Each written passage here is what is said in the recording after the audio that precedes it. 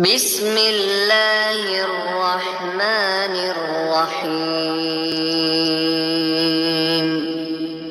أرأيت الذي يكذب بالدين فذلك الذي يدع اليتيم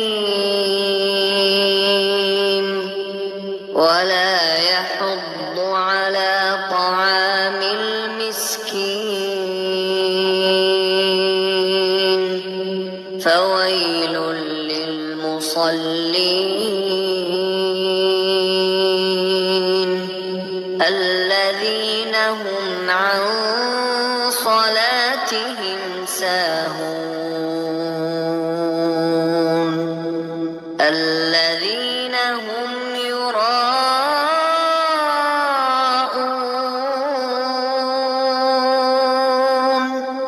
ويمنعون